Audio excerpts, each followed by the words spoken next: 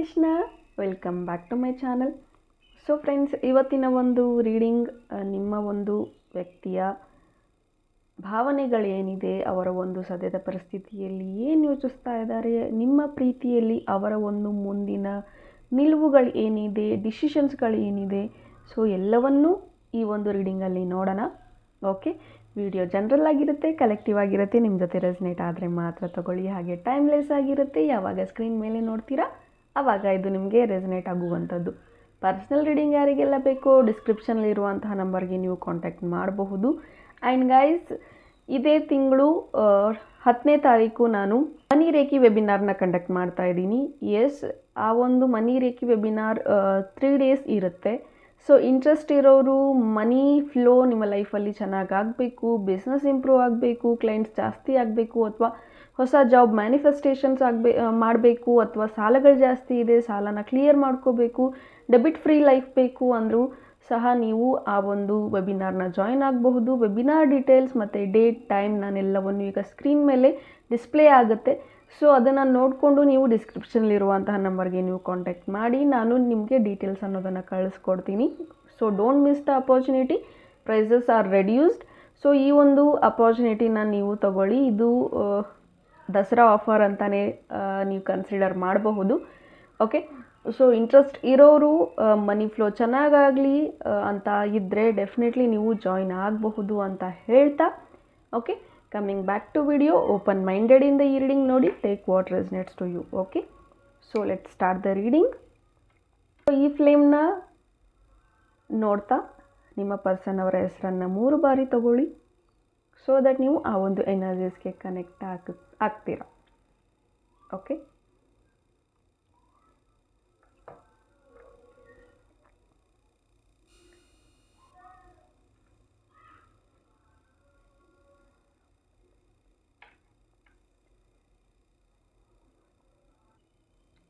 okay, well, thank you universe, help me to guide, help me to guide,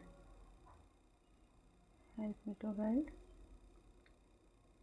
okay, ಈ person ತುಂಬ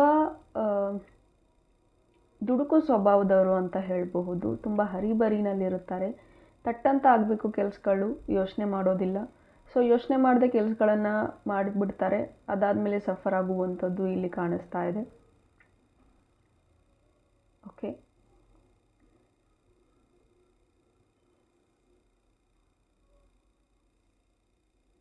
so ನನಗೆ energies ಹೀಗೂ ಸಿಗ್ತಾ ಇದೆ. ಸಮ್ ಪೀಪಲ್ ಆರ್ ಕ್ಯಾರಿಂಗ್ ಅಂತಲೂ ಎನರ್ಜೀಸ್ ಬರ್ತಾ ಇದೆ. ಸೊ ಈ ಟೈಮಲ್ಲಿ ನೀವು ತುಂಬಾ ಕನ್ಸರ್ನ್ ಇಂದ ಕೇರ್ಫುಲ್ ಆಗಿರಬೇಕು. ಆದಷ್ಟು ಪಾಸಿಟಿವ್ ಆಗಿ ನೀವು ಯೋಚಿಸಬೇಕು.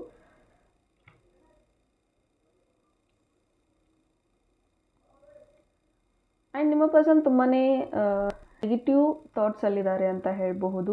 ಒಂದು ಇಲ್ಯೂಷನ್ನಲ್ಲಿ ತುಂಬ ಓವರ್ ಥಿಂಕಿಂಗ್ ಮಾಡ್ತಾ ಅವ್ರದ್ದೇ ಒಂದು ಓನ್ ಇಮ್ಯಾಜಿನೇಷನ್ನಲ್ಲಿ ಲೈಫ್ನ ಲೀಡ್ ಮಾಡ್ತಾ ಇದ್ದಾರೆ ಅಂತಲೂ ಎನರ್ಜೀಸ್ ಬರ್ತಾ ಇದೆ. ಆ್ಯಂಡ್ ಅವರನ್ನೇ ಅವ್ರು ಕಟ್ಟಾಕೊಂಡಿದ್ದಾರೆ. ಅವರ ಒಂದು ಥಾಟ್ಸ್ಗಳಲ್ಲಿ, ಅವರ ಒಂದು ಓನ್ ಇಲ್ಯೂಷನ್ಸಲ್ಲಿ ಹೀಗಾಗಿಬಿಟ್ರೆ ಹಾಗಾಗಿಬಿಟ್ರೆ ನೋಡಿ. ಯಾವಾಗ ಜಾಸ್ತಿ ಓವರ್ ಥಿಂಕಿಂಗ್ ಸ್ಟಾರ್ಟ್ ಆಗುತ್ತೆ, ಯಾವಾಗ ಜಾಸ್ತಿ ಅನ್ವಾಂಟೆಡ್ ಥಿಂಗ್ಸ್ ತಲೆಯಲ್ಲಿ ಬರೋದಕ್ಕೆ ಶುರುವಾಗುತ್ತೆ, ಅಲ್ಲಿ ಹೆಚ್ಚು ನೆಗೆಟಿವ್ ಆಲೋಚನೆಗಳೇ ಜಾಸ್ತಿ. ಸಕಾರಾತ್ಮಕ ಆಲೋಚನೆಗಿಂತ ಹೆಚ್ಚು ನಕಾರಾತ್ಮಕ ಆಲೋಚನೆಗಳೇ ಜಾಸ್ತಿ ಬರುವಂಥದ್ದು. ಆ್ಯಂಡ್ ಈ ಒಂದು ವ್ಯಕ್ತಿಯ ಒಂದು ಲೈಫ್ ಜರ್ನಿ ಏನಿದೆ, ಇಟ್ಸ್ ಸ್ಟ್ರೇಟ್ ಆಗಿಲ್ಲ.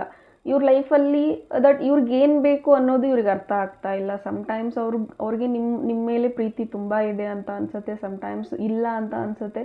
ಒಂದೊಂದು ಸತಿ ಪ್ರೀತಿನ ಹೆಚ್ಚು ಕೊಡ್ತಾರೆ, ಒಂದೊಂದು ಸತಿ ಹೇಳದೇ ಇದ್ದರೆ ಪ್ರೀತಿನ ತೋರಿಸೋದೇ ಇಲ್ಲ. ಸೊ ಆ ರೀತಿ ಈ ಒಂದು ವ್ಯಕ್ತಿ ಇದ್ದಾರೆ ಅಂತ ಹೇಳಬಹುದು. ಸಮ್ಟೈಮ್ಸ್ ನಿಮಗೂ ಅನಿಸುತ್ತೆ, ಏನು ಒಂದೊಂದು ಸತಿ ಈ ಒಂದು ವ್ಯಕ್ತಿ ತುಂಬ ಪ್ರೀತಿ ಮಾಡ್ತಾರೆ, ಒಂದು ಸತಿ ನನ್ನ ಕೇರೇ ಮಾಡೋದಿಲ್ಲ.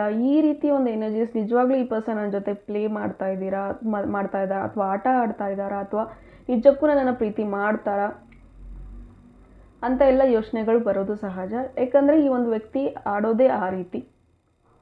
ಸೊ ಒಂದು ಸತಿ ಒಂದು ಕೆಲಸ ಮಾಡೋದಕ್ಕೆ ಹೋಗ್ತಾರೆ ಆ್ಯಂಡ್ ಅಲ್ಲಿ ಒಂದು ಇಂಟ್ರೆಸ್ಟ್ನ ಕಳ್ಕೊಂಡ್ಬಿಡ್ತಾರೆ. ಮತ್ತು ಬೇರೆ ಕೆಲಸಗಳನ್ನು ಮಾಡೋಕ್ಕೆ ಶುರು ಮಾಡ್ತಾರೆ. ಅಲ್ಲೂ ಕೂಡ ಇನ್ಕಂಪ್ಲೀಟ್ ಟಾಸ್ಕ್. ಸೊ ಆ ಒಂದು ಫ್ರಸ್ಟ್ರೇಷನ್ಸ್, ಯಾವ ಒಂದು ಕೆಲಸಗಳನ್ನು ಇವರು ಸರಿ ರೀತಿಯಲ್ಲಿ ಸರಿಯಾದಂತಹ ಒಂದು ಫೋಕಸ್ ಇಟ್ಕೊಂಡು ಈ ಒಂದು ವ್ಯಕ್ತಿ ಮಾಡ್ತಾ ಇಲ್ಲ. ಸೊ ಇದರಿಂದಾಗಿ ಇವ್ರ ಕೈಗಳಿಗೆ ಸಿಕ್ಕಿರುವಂತಹ ಎಷ್ಟೊಂದು ಪ್ರಾಜೆಕ್ಟ್ಗಳಾಗಿರಬಹುದು ಜಾಬಲ್ಲಿ, ಅಥವಾ ಎಷ್ಟೊಂದು ಕೆಲಸಗಳಾಗಿರ್ಬೋದು ಕೈ ತಪ್ಪಿ ಹೋಗಿರುವಂಥದ್ದು. ಆ್ಯಂಡ್ ಈಗ ನಿಮ್ಮನ್ನು ಸಹ ಕೈ ತಪ್ಪಿ ಹೋಗೋ ರೀತಿ ಆಗ್ತಾ ಇದೆ ಅಂತ ಹೇಳಬಹುದು. There is a separation between you and your person. So ನಿಮ್ಮ ಪರ್ಸನ್ ಮತ್ತು ನಿಮ್ಮ ನಡುವೆ ಒಂದು ಸಪ್ರೇಷನ್ ಇದೆ ಅಂತ ಹೇಳಬಹುದು. ಮೈಟ್ ಬಿ ಇದು ಥರ್ಡ್ ಪಾರ್ಟಿಯಿಂದಾಗೂ ಆಗಿರಬಹುದು ಅಥವಾ ಫ್ಯಾಮಿಲಿಯಿಂದನೂ ಕೂಡ ಆಗಿರಬಹುದು. ಓಕೆ, ಆ್ಯಂಡ್ ಇಲ್ಲಿ ಟ್ವಿನ್ ಫ್ಲೇಮ್ ಎನರ್ಜೀಸ್ ಇದೆ ಆ್ಯಂಡ್ ಸಮ್ ಕಾಮಿಕ್ ಎನರ್ಜೀಸ್ ಕೂಡ ಇಲ್ಲಿ ಇದೆ ಆ್ಯಂಡ್ ಸೋಲ್ ಕನೆಕ್ಷನ್ಸ್ ಕೂಡ ಇದೆ. ಸೋಲ್ ಕನೆಕ್ಷನ್ ಇಲ್ಲಿ ನಿಮಗೆ ಫೀಲ್ ಆಗ್ತಾ ಇದೆ, ನಿಮ್ಮ ಪರ್ಸನ್ಗೆ ನೀವು ಸೋಲ್ ಕನೆಕ್ಷನ್ ಅಂತ ಫೀಲ್ ಆಗ್ತಾ ಇಲ್ಲ. ಸೊ ನಿಮಗೆ ಫೀಲ್ ಆಗಿರೋದ್ರಿಂದ ಇವ್ರು ಏನೇ ಮಾಡಿದ್ರು ಹೇಗೆ ಇದ್ರೂ ಇವರನ್ನು ಕ್ಷಮಿಸ್ತೀರಾ, ಮತ್ತೆ ಹೋಗ್ತೀರಾ, ನಿಮ್ಮದೇ ತಪ್ಪಿದ್ರು ನೀವು ಒಪ್ಕೊಳ್ತೀರಾ, ಸಾರಿ ಅಂತ ನೀವೇ ಕೇಳ್ತೀರಾ. ಬಟ್ ಈ ಪರ್ಸನ್ಗೆ ನೀವು ಸೋಲ್ ಕನೆಕ್ಷನ್ ಅಥವಾ ಟ್ವಿನ್ ಕನೆಕ್ಷನ್ ಅನ್ನೋದು ಇನ್ನೂ ಅವೇರ್ ಆಗಿಲ್ಲ. ಸಪೋಸ್ ಅದು ಅವೇರ್ನೆಸ್ ಅನ್ನೋದು ಬಂತು ಅಂದರೆ ಡೆಫಿನೆಟ್ಲಿ ಇವರು ನಿಮ್ಮ ಜೊತೆಗೆ ಮತ್ತೆ ಒಂದಾಗುವಂಥದ್ದು ಖಂಡಿತ ಇದೆ. ಜರ್ನಿ ಒಂದೇ ಇದೆ ನಿಮ್ಮಿಬ್ಬರದು, ಆದರೆ ಸನ್ನಿವೇಶಗಳು ಬೇರೆ, ಸಂದರ್ಭಗಳು ಬೇರೆ. ಸೊ ಎಟ್ ದ ಎಂಡ್ ನೀವಿಬ್ಬರು ಒಂದಾಗಬೇಕು ಅನ್ನೋದೇ ಅಲ್ಟಿಮೇಟ್ ಗೋಲ್ ಇಬ್ಬರಿಗೂ ಸಹ. ಬಟ್ ಇಲ್ಲಿ ನಿಮ್ಮ ಒಂದು ಅವೇರ್ನೆಸ್ ಏನಿದೆ ಅದು ಸೋಲ್ ಕನೆಕ್ಷನ್ ಅನ್ನೋದಿದೆ. ಬಟ್ ಆ ಒಂದು ವ್ಯಕ್ತಿಗೆ ಫೀಲ್ ಆಗೋದು ಕಾರ್ಮಿಕ್ ಎನರ್ಜೀಸ್ ಅಂತ. ಬಿಕಾಸ್ ಕೆಲವೊಂದು ಟೈಮಲ್ಲಿ ಪಾಸ್ಟ್ ಕರ್ಮಗಳಲ್ಲಿ ಏನೆಲ್ಲ ಇದೆ ಅದನ್ನೆಲ್ಲ ಆ ಒಂದು ವ್ಯಕ್ತಿ ಅನುಭವಿಸಲೇಬೇಕು. ಆ ಒಂದು ಕಾರಣಕ್ಕೆ ಮೈಟ್ ಬಿ ನಿಮ್ಮಿಬ್ಬರ ಮಧ್ಯೆ ಒಂದು ಥರ್ಡ್ ಪಾರ್ಟಿ ಎನರ್ಜೀಸ್ ಬಂದಿರಬಹುದು. ಸೊ ಆ ಕಾರಣಕ್ಕೋಸ್ಕರನೂ ಇಲ್ಲಿ ನಿಮ್ಮ ಒಂದು ಸಪ್ರೇಷನ್ಸ್ ಇದೆ. ಓಕೆ, ಸೊ ಆ್ಯಂಡ್ ಈವನ್ ಇನ್ನು ಟ್ವಿನ್ ಫ್ಲೇಮ್ ಜರ್ನಿಯಲ್ಲೂ ಸಹ ಚೇಸಿಂಗ್ ಅನ್ನೋದು ಖಂಡಿತ ಇರುತ್ತೆ. ಸೊ ಒಬ್ಬರಿಗೆ ಅವೇರ್ ಇರುತ್ತೆ, ಇನ್ನೊಬ್ಬರಿಗೆ ಅವೇರ್ನೆಸ್ ಅನ್ನೋದು ಇರೋದಿಲ್ಲ. ಹೀಗಾಗಿ ಮಿಸ್ಅಂಡರ್ಸ್ಟ್ಯಾಂಡಿಂಗ್ಸ್, ಜಗಳಗಳು, ಕಾರಣ ಇಲ್ಲದೆ ದೂರ ಆಗೋದು ಅಥವಾ ಬೇರೆ ವ್ಯಕ್ತಿಗಳಿಂದ ಬೇರೆ ಸನ್ನಿವೇಶಗಳಿಂದ ಇಲ್ಲಿ ದೂರ ಆಗುವಂಥದ್ದು ಹೆಚ್ಚು ಇರುತ್ತೆ. ಆ್ಯಂಡ್ ಬೇರೆ ಒಂದು ವಿಚಾರಗಳಿಗೇ ಜಾಸ್ತಿ ಜಗಳಗಳು, ಮನಸ್ತಾಪಗಳಾಗುವಂಥದ್ದು ಇಲ್ಲಿ ಜಾಸ್ತಿ ಕಾಣಸಿಗುತ್ತೆ.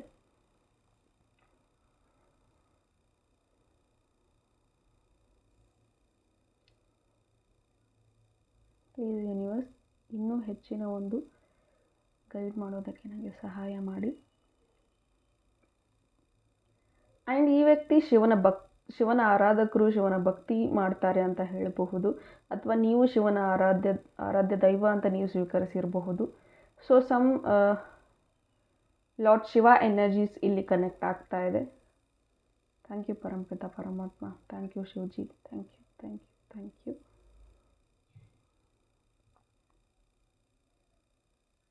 ಓಕೆ, ಆದಷ್ಟು ನೀವು ಶಿವನ ದೇವಸ್ಥಾನಕ್ಕೆ ಎವ್ರಿ ಟ್ಯೂಸ್ಡೇ ಹೋಗೋದಕ್ಕೆ ಶುರು ಮಾಡಿ, ಅಥವಾ ಪ್ರತಿ ಸೋಮವಾರ ಅಥವಾ ಮಂಗಳವಾರ ನೀವು ಹೋಗೋದ್ರಿಂದ ನಿಮ್ಮ ಪ್ರೀತಿ, ಒಂದು ರಿಲೇಷನ್ಶಿಪ್ಪಲ್ಲಿ ಆಗಿರುವಂಥ ಭಿನ್ನಾಭಿಪ್ರಾಯಗಳು ಸಹ ಸರಿ ಹೋಗ್ತಾ ಬರಬಹುದು. ಸೊ ಮೈಟ್ ಬಿ ಇದು ಶಿವನ ಒಂದು ಸೈನ್ ಕೂಡ ಆಗಿರಬಹುದು. ನೀನು ನನ್ನ ಸನ್ನಿಧಿಗೆ ಬಾ, ನಾನು ನಿನಗೆ ಹೆಲ್ಪ್ ಮಾಡ್ತೀನಿ ಅನ್ನೋ ಒಂದು ಮೆಸೇಜ್ ಕೂಡ ಶಿವಂದು ಇರಬಹುದು. ಸೊ ಹೋಗಿ ಟ್ರೈ ಮಾಡಿ. ಆ್ಯಂಡ್ ಇವನ್ ನಾನು ಶಿವನ ಮಂತ್ರ ಒಂದು ಮ್ಯಾನಿಫೆಸ್ಟೇಷನ್ಗಂತಲೇ ಒಂದು ಮಂತ್ರ ನಾನು ಹಾಕಿದ್ದೀನಿ. ನಿಮಗೆ ಬೇಕಾದರೆ ನಾನು ಡಿಸ್ಕ್ರಿಪ್ಷನಲ್ಲೂ ಸಹ ಆ ವಿಡಿಯೋ ಲಿಂಕ್ ಕೊಟ್ಟಿರ್ತೀನಿ. ಸೊ ಅದನ್ನು ಸಹ ನೀವು ಟ್ರೈ ಮಾಡಿ. ಖಂಡಿತ ನಿಮ್ಮ ಒಂದು ರೀಯುನೈಟ್ ಏನಿದೆ ಅದು ಆಗುತ್ತೆ ಅಂತ ಹೇಳಬಹುದು. ಆ್ಯಂಡ್ ನಿಮ್ಮ ಪರ್ಸನ್ಗೆ ನೀವು ಸಹ ಅವರ ಒಂದು ಟ್ವಿನ್ ಫ್ಲೇಮ್ ಸೋಲ್ಮೇಟ್ ಅನ್ನೋದು ಕೂಡ ಅವ್ರಿಗೆ ಆದಷ್ಟು ಬೇಗ ರಿಯಲೈಸ್ ಆಗುತ್ತೆ ಆ ಒಂದು ಮಂತ್ರನ ನೀವು ಮಾಡೋದ್ರಿಂದ, ಆ ಒಂದು ರಿಚುವಲ್ನ ನೀವು ಮಾಡೋದ್ರಿಂದ. ಓಕೆ, ಸೊ ಇನ್ನೂ ಜಾಸ್ತಿ ನಿಮ್ಮ ಪರ್ಸನ್ ಬಗ್ಗೆ ಹೇಳೋದಾದರೆ ತುಂಬ ಇನ್ನೋಸೆಂಟ್ ಸಮ್ಟೈಮ್ಸ್. ಆ್ಯಂಡ್ ಸಮ್ಟೈಮ್ಸ್ ಈ ಒಂದು ವ್ಯಕ್ತಿ ತುಂಬ ಪರ್ಫೆಕ್ಟ್ ಆಗಿದ್ದೀನಿ, ನನ್ನ ಲೈಫಲ್ಲಿ ಎಲ್ಲ ಪರ್ಫೆಕ್ಟ್ ಇದೆ, ಪರ್ಫೆಕ್ಟ್ ಆಗಿರಬೇಕು, ಯಾವುದು ಆಚೆ ಈಚೆ ಆಗಬಾರ್ದು, ತುಂಬ ಪರ್ಫೆಕ್ಷನಿಸ್ಟ್ ಆಗಬೇಕು ಅನ್ನೋ ಒಂದು ಹಂತದಲ್ಲಿ ಇವ್ರಿಗೇನು ಬೇಕು ಅನ್ನೋದೇ ಮರೆತು ಬಿಡ್ತಾರೆ. ಸೊ ಆ ಒಂದು ಜಾಸ್ತಿ ಪರ್ಫೆಕ್ಟ್ ಆಗಿರಬೇಕು, ಎಲ್ಲ ಸರಿ ಇರಬೇಕು, ತುಂಬ ಓವರ್ ಸ್ಟ್ರೆಸ್ ತೊಗೊಳ್ತಾರೆ ಪರ್ಫೆಕ್ಟ್ ಆಗಬೇಕು ಅಂತ. ಸೊ ಯಾವ್ಯಾವ ವಸ್ತು ಎಲ್ಲೆಲ್ಲಿ ಇರಬೇಕು, ಯಾವ ವ್ಯಕ್ತಿ ಯಾವ ರೀತಿ ಹೇಗಿರಬೇಕು, ಸೊ ಒಂದು ಇವರ ಒಂದು ಕಟ್ಟುಪಾಡುಗಳಲ್ಲಿ ಈ ಒಂದು ವ್ಯಕ್ತಿ ಬದುಕನ್ನು ನಡೆಸ್ತಾ ಇದ್ದಾರೆ ಅಂತ ಹೇಳಬಹುದು. Own own zone, own comfort zone ಅಥವಾ ಓನ್ ಬೌಂಡ್ರೀಸ್ ಅಂತ ಲಿಮಿಟೇಷನ್ಸ್ನ ತುಂಬಾ ರಿಸ್ಟ್ರಿಕ್ಷನ್ಸ್ನ ಇವ್ರ ಸೆಲ್ಫ್ಗೆ ಇವ್ರು ತುಂಬ ಹಾಕ್ಕೊಳ್ತಾರೆ ಅಂತ ಹೇಳ್ಬೋದು. ಜಾಸ್ತಿ ಎಮೋಷನ್ಸ್ ಆಗಿಬಿಟ್ರೆ ವೀಕ್ ಆಗಿದ್ದೀನಿ ಅಂತ ಅಂದ್ಕೊಳ್ತಾರೆ. ಜಾಸ್ತಿ ಏನಾದರೂ ಎಕ್ಸ್ಪ್ರೆಸ್ ಮಾಡಿದ್ರೆ ನನ್ನನ್ನು ನಾನು ವೀಕ್ ಆಗಿ ತೋರಿಸಬಹುದು ಅಥವಾ ಅಡ್ವಾಂಟೇಜ್ ಆಗಿ ತೊಗೊಳ್ತಾರೆ. ಸೊ ಯಾವುದಕ್ಕೂ ನಾನು ವೀಕ್ ಅಂತ ಅನ್ಕೋಬಾರ್ದು. ಸೊ ಈ ಒಂದು ವ್ಯಕ್ತಿ ಅಷ್ಟು ಜನಗಳ ಜೊತೆ ಬೆರೆಯೋದಿಲ್ಲ ಅಂತಲೂ ಬರ್ತಾ ಇದೆ. ಸೊ ಜಾಸ್ತಿ ಜನಗಳ ಜೊತೆ ಬೆರೆತರೆ, ಜಾಸ್ತಿ ಅಟ್ಯಾಚ್ಮೆಂಟ್ನ ಬೆಳೆಸ್ಕೊಂಡ್ರೆ ಅದರಿಂದ ನೋವು, ದುಃಖನೇ ಜಾಸ್ತಿ, ಎಕ್ಸ್ಪೆಕ್ಟೇಷನ್ಸು ಜಾಸ್ತಿ ಬೆಳೀತಾ ಹೋಗುತ್ತೆ. ಸೊ ಆ ಕಾರಣದಿಂದ ಎಲ್ಲರಿಂದನೂ ದೂರನೇ ಇರೋಣ ಅನ್ನೋ ಒಂದು ಮನಸ್ಥಿತಿ ಈ ಒಂದು ವ್ಯಕ್ತಿದಿರುತ್ತೆ.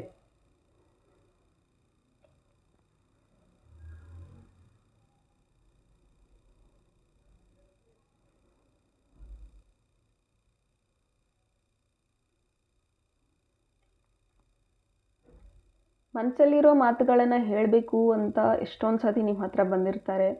ಬಟ್ ಸಡನ್ನಾಗಿ ಅವರ ಒಂದು ತಲೆಯಲ್ಲಿ ಇನ್ನೇನೋ ಚೇಂಜಸ್ ಅಥವಾ ಇನ್ನೇನೋ ಥಾಟ್ಗಳು ಬಂದ್ಬಿಡುತ್ತೆ. ಡ್ಯೂ ಟು ದಟ್ ಆಗಲೇ ಹೇಳ್ದ ಹಾಗೆ ಓವರ್ ಥಿಂಕಿಂಗಿಂದನೇ ಅದನ್ನೆಲ್ಲ ಹೇಳೋದನ್ನು ಬಿಟ್ಟು ಏನಿಲ್ಲ ಅಂತ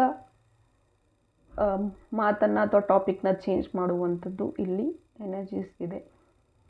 ಸೊ ಇವ್ರು ನಿಮ್ಗೆ ಎಷ್ಟೇ ಲಾಯಲ್ ಆಗಿ ಇರಬೇಕು ಅಂದ್ರೂ ಕೆಲವೊಂದಷ್ಟು ಪರಿಸ್ಥಿತಿಗಳು ಇವ್ರನ್ನ ಲಾಯಲ್ ಆಗಿ ಇರೋದಕ್ಕೆ ಬಿಡ್ತಾ ಇಲ್ಲ ಅಂತ ಹೇಳಬಹುದು. ಗೊತ್ತೋ ಗೊತ್ತಿಲ್ಲದೇನೋ ನಿಮಗೆ ತುಂಬ ನೋವುಗಳನ್ನು ಕೊಡುವಂತಹ ಸಂದರ್ಭಗಳು ಸೃಷ್ಟಿ ಆಗ್ತಾನೇ ಇರುತ್ತೆ.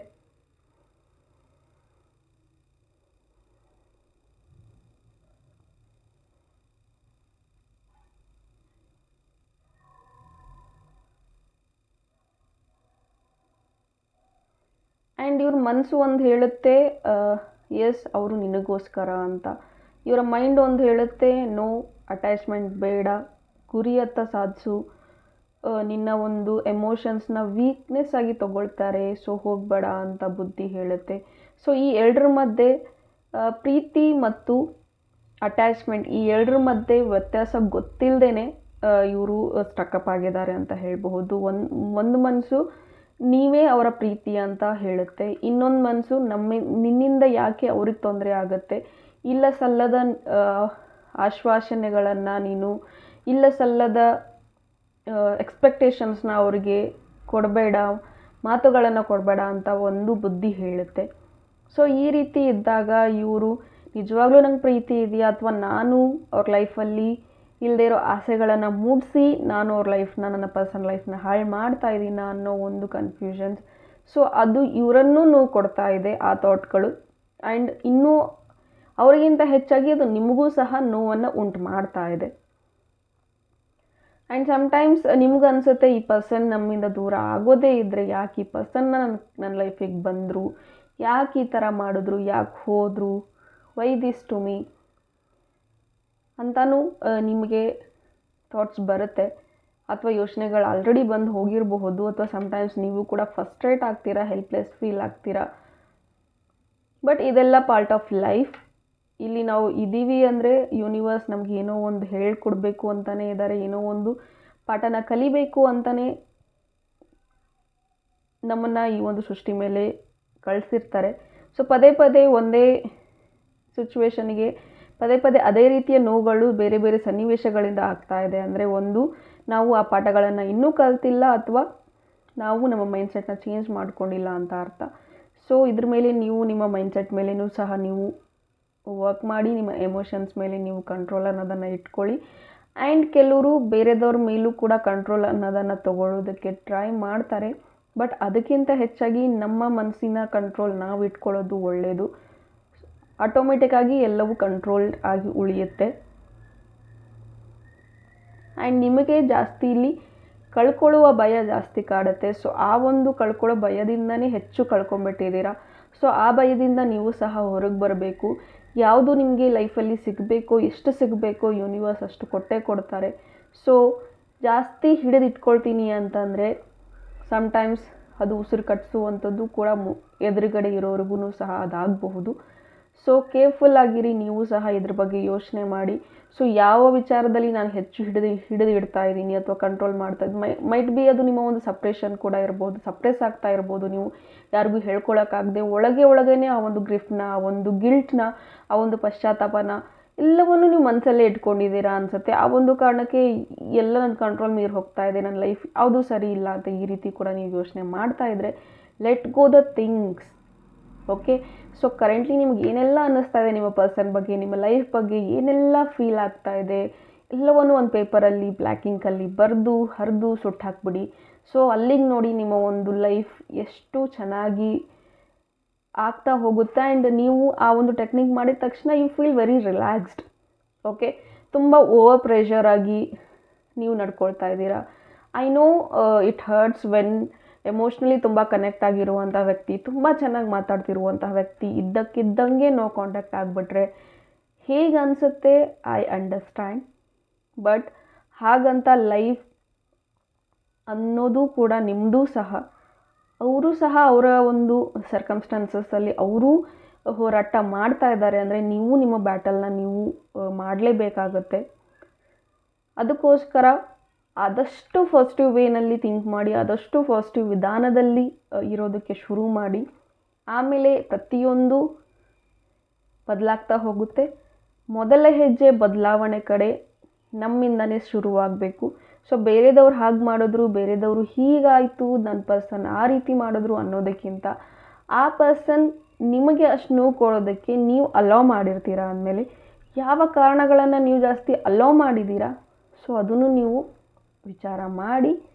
ಓಕೆ, ಸೊ ಹೋಪ್ ಈ ರೀಡಿಂಗ್ ನಿಮಗೆ ಇಷ್ಟ ಆಗಿದೆ ಅಂತ ಭಾವಿಸ್ತೀನಿ. ಇಷ್ಟ ಆಗಿದ್ದರೆ ಕಮೆಂಟಲ್ಲಿ ತಿಳಿಸಿ. Thank you, God bless you all, and don't forget let go technique ಅನ್ನೋದನ್ನು ಮಾಡೋದನ್ನು ಮರಿಬೇಡಿ. ಸೊ ದಟ್ ನೀವು ಸ್ವಲ್ಪ ರಿಲ್ಯಾಕ್ಸ್ ಆಗ್ತೀರಾ.